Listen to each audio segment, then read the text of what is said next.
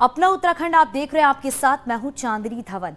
Delhi Chhawla rape case में बड़ी खबर मिल रही है, जहां दिल्ली के एलजी ने रिव्यू पिटीशन को मंजूरी किया है। एलजी ने दिल्ली पुलिस को मामले में पुनर्विचार याचिका दाखिल करने की मंजूरी दी है।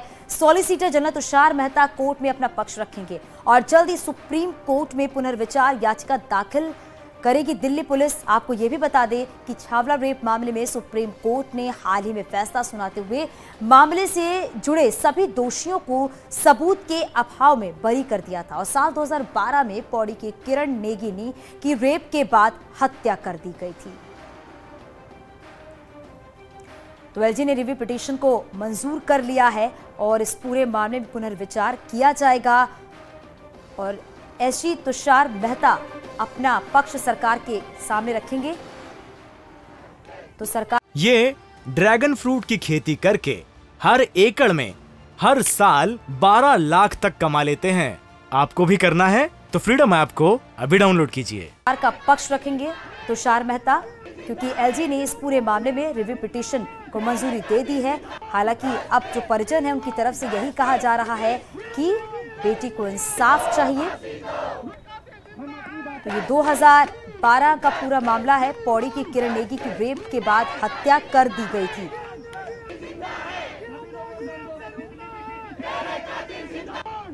तस्वीरें आप देख रही हैं। जो स्थानीय लोग हैं और जो परिजन हैं वो लगातार इस बात की मांग कर रही हैं कि बेटी को इंसाफ मिले और दिल्ली के एलजी ने रिव्यू पिटीशन को मंजूरी दे दिया है। एलजी ने दिल्ली पुलिस को मामले में पुनर्विचार याचिका दाखिल करने की मंजूरी दे दी है। हालांकि solicitor general Tushar Mehta court में सरकार का पक्ष भी रखेंगे और जल्द ही सुप्रीम कोर्ट में पुनर्विचार याचिका जो कि दिल्ली पुलिस दाखिल करेगी।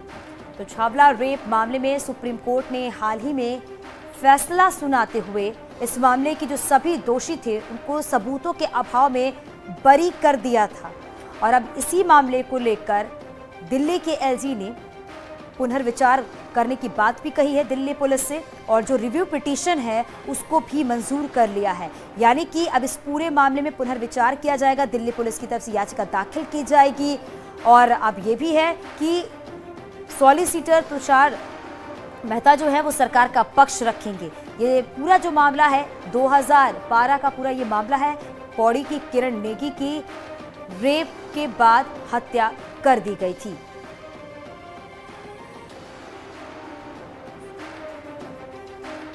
और चारू खन्ना जो कि वकील हैं जो इस केस को देख रही हैं वो हमारे साथ खुद भी जुड़ गई हैं। चारू जी, सबसे पहले बात यही है कि अब इस पूरे मामले में एलजी ने मंजूरी दे दी है जो रिव्यू पिटीशन है। हालांकि अब ये भी है कि दिल्ली पुलिस जो है इस पर पुनर्विचार करके अपनी भी याचिका दाखिल कर सकती है। कैसे इस पूरे प्रोसेस को आगे बढ़ाया जाएगा? देखिए, हमें थोड़ी सी तसल्ली तो हुई है। ये मीडिया से हमें खबर आई है कि पुनर्विचार याचिका के लिए एलजी ने परमिशन दे दी है, लेकिन इसके लिए भी हमें कितनी शिद्दत करनी पड़ी आपको क्या बताएं। मीडिया, लड़की के परिवार वाले उनसे एलजी से मिले, हर जने से मिले कि ताकि प्रेशर बना रहे कि क्योंकि आपको पता है 30 दिन का वक्त मिलता है रिव्यू पिटीशन डालने के लिए, पुनर्विचार याचिका डालने के लिए। एंड हम बस उम्मीद करते हैं कि बहुत अच्छी याचिका बनाए, कोई वीक केस ना फिर से बना दे, क्योंकि हमारे पास सारे सबूत हैं, सारे साइंटिफिक और फोरेंसिक एविडेंस हमारे फेवर में है, जिसको कोर्ट ने नजरअंदाज कर लिया है। ये तो वही बात हो गई जैसे अभी जो एक केस है जिसमें वो साइकोपैथ ने अपनी पार्टनर को इतने 35 टुकड़ों में काटा, किसी ने देखा नहीं, तो वो बेनिफिट ऑफ डाउट कोर्ट उसको ऐसे दे देगा कि किसी ने देखा नहीं। अगर आप साइंटिफिक एविडेंस को नहीं कुछ उसको तवज्जो देते हैं। और दूसरी बात, उन्हें ये भी कहा कि extra judicial confession Indian evidence act जो है उसको वो मानते नहीं है। एक्स्ट्रा जुडिशियल कन्फेशन है कि जो पुलिस जब अपराधी को पकड़ती है तो वो जो उनसे जो बात बकवाती है वो कोर्ट कहता है उसका कोई मतलब नहीं है। तो फिर ये तो बात बिल्कुल निराधार है, क्योंकि 2 साल बाद जो अपराधी है वो तो अपने जो है बयान बदल देगा। और वही मेरे को डर है ये वाले केस में, दिल्ली में जो हत्याकांड हुई है, साइकोपैथ ने किया है। आज तो पुलिस कह रहे हैं कि उसने कन्फेस कर दिया, मैंने मारा और इतने टुकड़े किए, बट 2 साल बाद जब ये ट्रायल पे जाएगा केस, वो तो कहेगा कि मैंने तो ये कहा ही नहीं। और फिर कोर्ट कहेगा कि आप वो एक्स्ट्रा जुडिशियल कन्फेशन ले लिया पुलिस ने।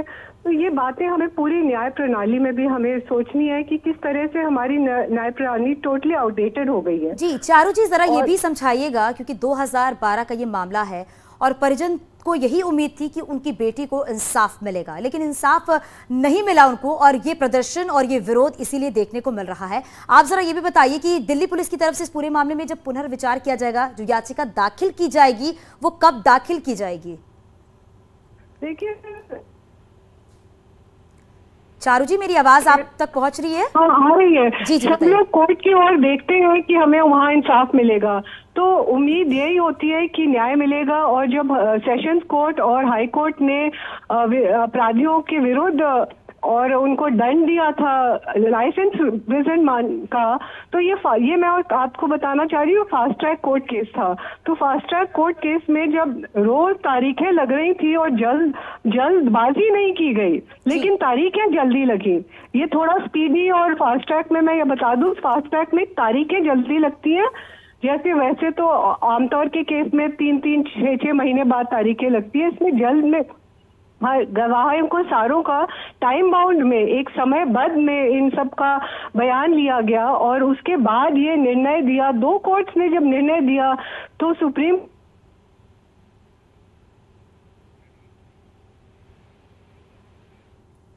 तो चलिए आगे भी जानकारी लेंगे, और थोड़ी सी टेक्निकल प्रॉब्लम की वजह से चारू जी अपनी बात पूरी नहीं कर पाई हैं, लेकिन हमारी सहयोगी फरा हमारे साथ जुड़ गई हैं। फरा, जरा आप बताइए, क्योंकि अब यहाँ देखा ये जा रहा है कि एलजी ने रिव्यू पिटीशन को यहाँ पर मंजूर कर लिया है, और इसके साथ अब ये भी है कि दिल्ली पुलिस जो है इस पूरे मामले में पुनर्विचार करेगी, इस मामले में याचिका दाखिल की जाएगी। हालांकि सरकार की तरफ से जो पक्ष रखा जाएगा वो तुषार मेहता की तरफ से रखा जाएगा, तो ये पक्ष कब रखा जाएगा और दिल्ली पुलिस जो है वो अपनी याचिका कब दाखिल करेगी?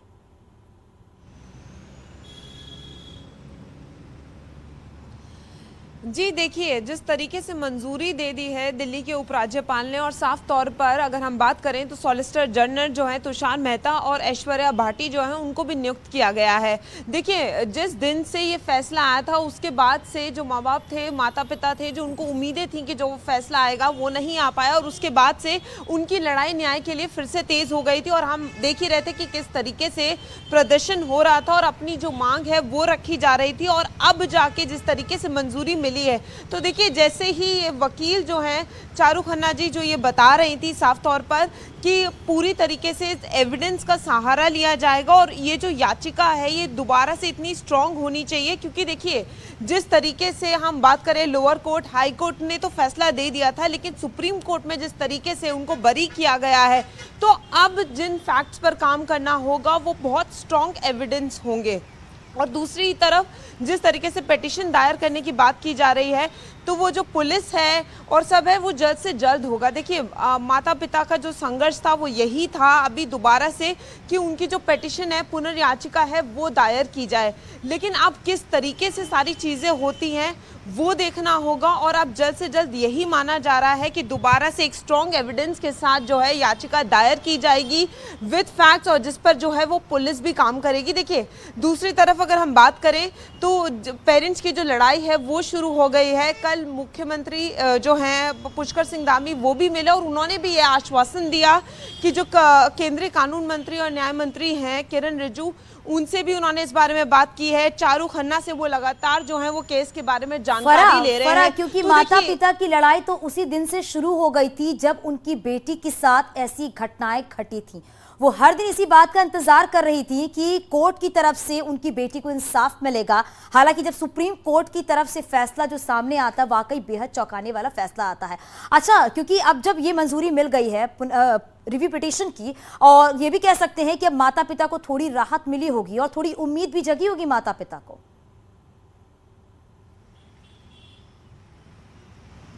जी देखिए, जैसे आपने कहा लड़ाई तो शुरुआत से ही शुरू हो गई थी, लेकिन जिस दिन ये फैसला आया उसके बाद दोनों माता पिता जो हैं वो एक तरीके से उनको झटका था, और उसके बाद एक नए सिरे से ये लड़ाई जो है वो शुरू हुई है, क्योंकि जिस तरीके से वो सड़कों पे उतरे हैं और साफ तौर पर ये मांग की है कि हमारी बेटी को न्याय मिलना चाहिए, क्योंकि एक बहुत लंबे समय तक उन्होंने इंतजार किया था। और जब न्यूज़ 18 ने उनके माता पिता से बात की थी तो उनकी आंखें नम थी, और साफ तौर पर एक ही बात थी कि हम पुनर्याचिका जो है वो दायर करेंगे और हमें अपनी बेटी के लिए न्याय चाहिए। क्योंकि देखिए 10 साल तक माँ बाप ने जो है वो इंतजार किया और जिस तरीके से सुप्रीम कोर्ट का रुख आया उसके बाद से दोनों माता पिता जो थे वो टूट गए थे और उसके बाद लोगों ने उनका साथ दिया और प्रोटेस्ट आप देख रही थी किस तरीके से लगातार हो रहे थे। लेकिन अब जो वो पुनर्याचिका की बार बार बात कर रहे थे, जो मंजूरी उन्हें मिली और जो लगातार उनको आश्वासन मिले हैं, जैसे मैं बता रही थी कि कल मुख्यमंत्री जी से भी वो मिले और उनको आश्वासन मिला, तो कहीं ना कहीं उम्मीद जो है वो उनकी अब डगमगा नहीं रही है। लेकिन जब वो न्यूज़ 18 से बात कर रही थी बिल्कुल उनकी फराह, तो उनका और एक माँ ही बाप चीज की जो कहना लड़ाई था है कि वो आगे भी जारी रहेगी जब तक उनकी बेटी को न्याय नहीं मिल जाता, जब तक उनकी बेटी को इंसाफ नहीं मिल जाता। क्योंकि निर्भया कांड में 7 साल के बाद फैसला आया, सजा सुनाई गई, तो वहीं अब यहाँ पर 10 साल बीत चुके हैं। जो फैसला आया वो वाकई बेहद सोचने पर मजबूर करता है। लेकिन अब ये कहा जा सकता है कि माँ बाप अब थोड़े आश्वस्त हुए होंगे कि अब आगे हो सकता है उनकी बेटी को इंसाफ मिले। बहुत शुक्रिया इस पूरी जानकारी के लिए।